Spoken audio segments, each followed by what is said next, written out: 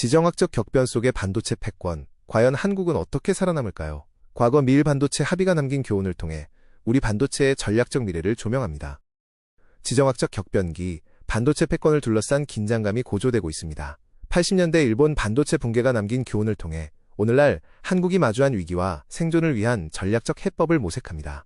1985년 9월 22일 미국의 재무부 장관은 일본, 서독, 영국, 프랑스 재무장관을 뉴욕의 플라자 호텔에로 불러들여 일방적으로 환율 조정에 관한 비밀 정책 협정을 체결합니다.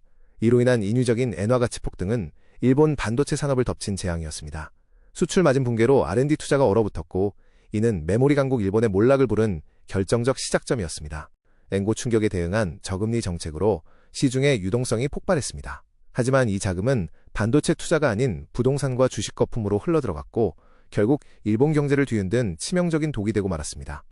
부동산 거품을 잡기 위한 급격한 금리 인상. 이는 기업들의 대차대조표 붕괴와 부채 상환 압박으로 이어졌습니다. 결국 메모리 산업의 생명인 선제적 설비 투자가 끊기면서 일본 반도체의 몰락은 시작되었습니다. 플라자 합의 후 이듬해 1986년 미일 반도체 합의는 일본 산업의 숨통을 확실히 끊어놓는 사형 선고였습니다. 반도체에 대한 최저 수출 가격을 강제로 지정해서 경쟁력을 꺾고 일본 내 반도체 시장에서 외국산 반도체 점유율 20%를 의무화해 안방시장까지 박살냈습니다. 사실상 일본 반도체의 고사를 노린 말도 안 되는 협정이었습니다. 80년대 중반 일본 반도체가 시장의 80%를 독식하며 미국을 위협하자 이러한 말도 안 되는 협약이 체결된 것입니다. 미국은 무역법 301조를 동원해 일본을 옥죄었고 결국 1986년 일본은 강압적인 합의를 통해 가격과 점유율을 모두 통제당하는 굴욕을 맞이하게 됩니다. 왜 일본은 당시의 불평등한 요구를 거부할 수 없었을까요? 안보는 미국의 해구산에 의존했고 경제는 미국 수출길에 목줄이 잡혀 있었기 때문입니다. 사실상 지정학적 인질이나 다름없었던 것입니다. 80년대 미국이 일본 반도체를 옥죄었던 역사가 지금 중국과 한국을 향하고 있습니다. 과거의 대일 압박이 오늘날 지정학적 평행이론으로 고스란히 재현되고 있습니다. 미국은 중국의 반도체 우회로까지 철저히 봉쇄했습니다. 핵심 장비마저 막힌 상황에서 한국 기업들은 이제 중국 공장의 현상 유지와 국내로의 첨단 설비 이전을 병행하는 고난도의 공급망 이원화 전략을 강요받고 있습니다. 만약 미국이 과거 일본처럼 한국에게도 가혹한 압박을 가한다면 어떻게 될까요? 수출 통제와 강제 가격 할당이 현실화된다면 우리 반도체 산업 또한 일본의 잃어버린 30년처럼 구조적 쇠락의 길을 걸을 위험이 큽니다. 하지만 이러한 극단적인 시나리오가 현실화될 가능성은 낮습니다. 한국은 글로벌 공급망의 필수 고리이자 미국 빅테크의 핵심 파트너이기 때문입니다. 한국을 고립시키기보다 기술 생태계에 포섭하는 것이 미국의 국익에도 훨씬 유리합니다.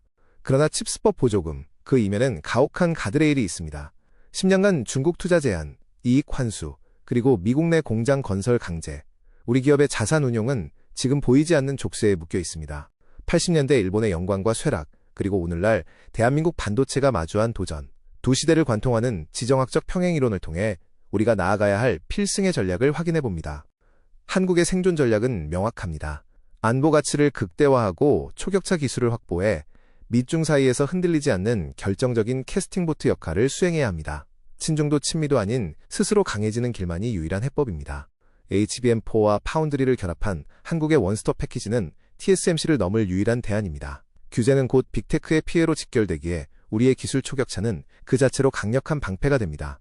중국 공장에 대한 투자 제한은 생산 감축과 막대한 장비 상각 손실을 불러옵니다. 설상가상으로 고비용 미국 공장 건설까지 겹치면 수익성 악화라는 이중고 속에 우리 반도체 산업은 긴 정체기에 빠질 위험이 큽니다. 한국이 일본의 전철을 피하려면 세 가지가 핵심입니다.